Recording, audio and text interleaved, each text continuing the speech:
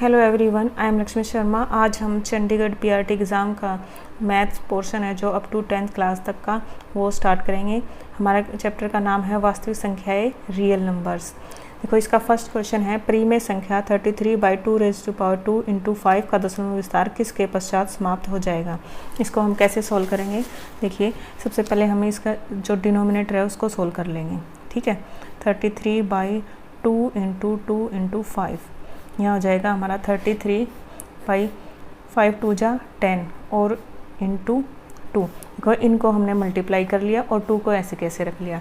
अब हम ऐसे नंबर को मल्टीप्लाई और डिवाइड करेंगे जिससे हमारा जो ये नीचे वाला नंबर है वो 10 के मल्टीपल के फॉर्म में आ जाए, जिससे हम आसानी से डिवाइड करके 33 को बता सकें कि कितने दशमलव तक आएगा। ठीक है, तो यहाँ पे हम 5 से मल्टीप्लाई कर देंगे, 5 से डिवाइड कर देंगे, तो ये बन जाएगा हमारा 165 बाई, यहाँ पे हो जाएगा 10 इंटू 5 2 जा 10, तो ये बन जाएगा 165/100। अब हम जितने जीरो है उतने के बाद दशमलव लगा देंगे, तो ये बन जाएगा 1.65, यानी कि 2 दशमलव के बाद हमारा ये समाप्त हो जाएगा। ठीक है, यानी कि हम बता सकते हैं कि दशमलव विस्तार किसके पश्चात समाप्त होगा, 2 दशमलव स्थानों के बाद। ठीक है, इस तरीके से हम आसानी से कर सकते हैं।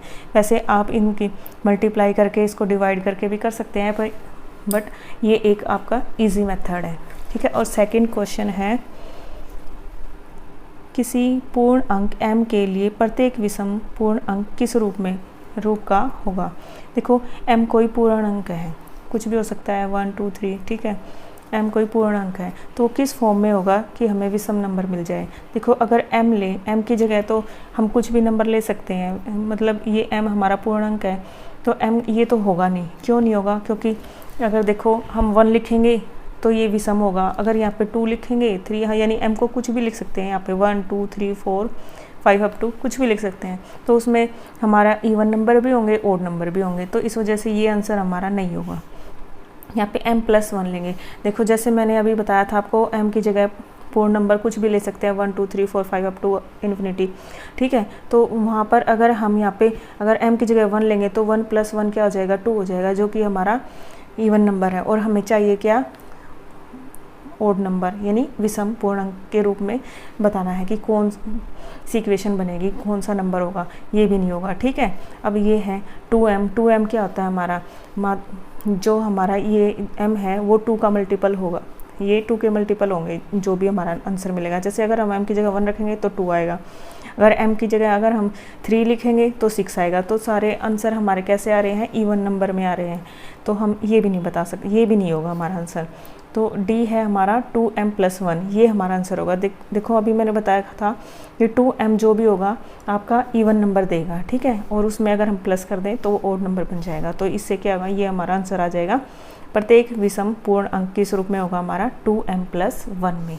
ठीक है, अब थर्ड क्वेश्चन है, यदि 2 धनात्मक पूर्ण अंकों a तथा b को a = p⁻³ and into q⁻² तथा b को p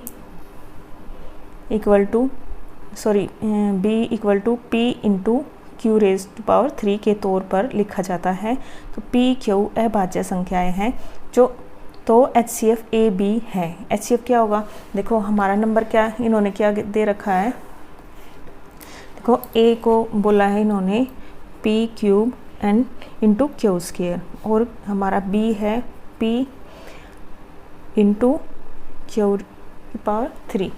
अब इनका निकालना हमने HCF क्या निकलता है, लीस्ट कॉमन फैक्टर, यानी कि इनमें जो सबसे छोटा नंबर है, जिसकी सबसे छोटी पावर है वो लिखेंगे। देखो, इन दोनों में से सबसे छोटी पावर किसकी है, इस p की, तो ये p लिखेंगे, और इनमें छोटी पावर किसकी है, इसकी, तो ये लिखेंगे। ये हमारा आंसर आ जाएगा। इजी सा मेथड है, इससे हम सोल्व करेंगे, तो इसका आंसर हो जाएगा हमारा B। अब है फोर्थ, एक गैर जीरो संख्या तथा एक अपरिमेय संख्या का गुणनफल होता है। देखो, गैर जीरो मतलब कि जीरो को छोड़कर कोई भी नंबर हो सकता है हमारा, तो हम कैसे लिखेंगे।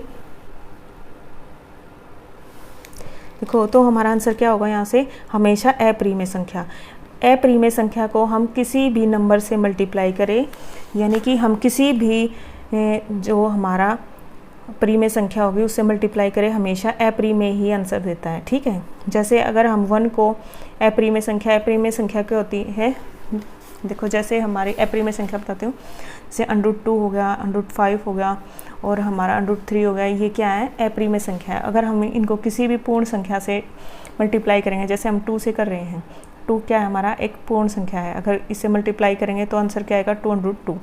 अगर हम 5 को 2 से मल्टीप्लाई करेंगे तब भी हमारा यही आंसर आएगा। ठीक है, तो ये क्या है कि ये भी एक अप्रीमेय संख्या ही आई है।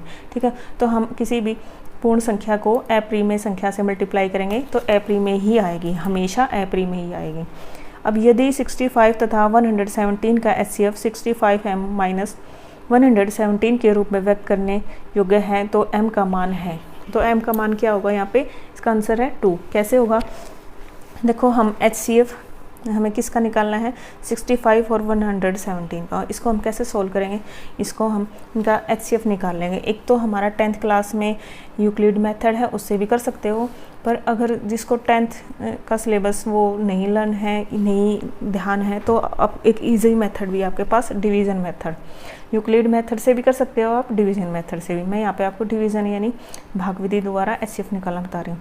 देखो 117 को हम 65 से डिवाइड करेंगे, 65 मुझे 65, यहाँ से माइनस करेंगे आएगा 52, फिर इसको यहाँ ले आएंगे।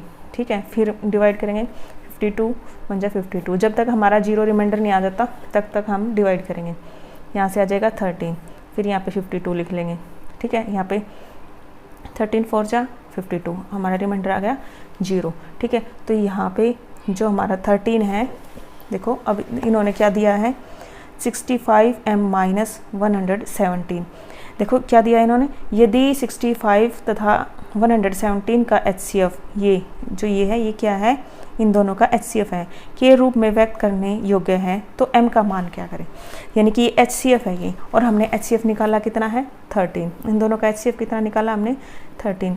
अगर हम इसको, इन्होंने बोला 65m - 117 को HCF के रूप में व्यक्त करें तो, यानी कि ये किसके फॉर्म में है, ये एक HCF गिवन है, इन्होंने दिया है। तो और हमने जो HCF निकाला वो क्या है, 13, यानी ये दोनों क्या होंगे, इक्वल होंगे। इनको इक्वल लिख लो। ठीक है, इक्वल लिखने के बाद इसको इधर ले जाओ तो ये हो जाएगा हमारा प्लस में, तो यहाँ से बन जाएगा ये 130। अब 65 मल्टीप्लाई में है, इधर आके डिवाइड में हो जाएगा, तो m की वैल्यू आ जाएगी यहाँ से 65 2 जा 130, यहाँ से m की वैल्यू आ जाएगी 2। ये हमारा आंसर आ जाएगा। इस तरीके से सोल्व करना है ये क्वेश्चन। तो यहाँ से इसका ऑप्शन बी है इसका आंसर। अब 6 क्वेश्चन है, किस बड़ी से बड़ी संख्या द्वारा 70 तथा 125 को भाग देने पर शेष क्रमवार 5 तथा 8 रहता है। इसका आंसर होगा 13। कैसे, देखो हम 5 को 70 में से माइनस कर लेंगे और 8 को 125 में से माइनस कर लेंगे।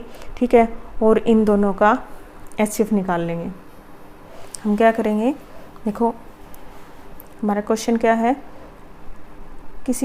किस बड़ी से बड़ी संख्या, देखो जब बोले ना किस बड़ी से बड़ी संख्या तो समझाओ कि HCF ही निकालना है। ठीक है, तो 70, देखो ये शेष बच रहा है ना, तो इन शेष को इसमें से माइनस कर लो। 70 में से 5 माइनस करेंगे 65 आ जाएगा, और इसमें से 8 माइनस करेंगे तो ये बन जाएगा 117। अब इनका HCF निकाल लो। ये इन दोनों को हम किससे डिवाइड करेंगे, 13 से। 13 5 जा और 13 9 जा, तो अब ये आगे डिवाइड नहीं हो रहा तो इसको छोड़ देंगे यहीं पे। ठीक है, और हमारा यहाँ से HCF आ जाएगा 13, यानी कि 13 ऐसा नंबर है जिसको इनसे डिवाइड करेंगे, तब हम इनको डिवाइड करेंगे तो 5 और 8 शेष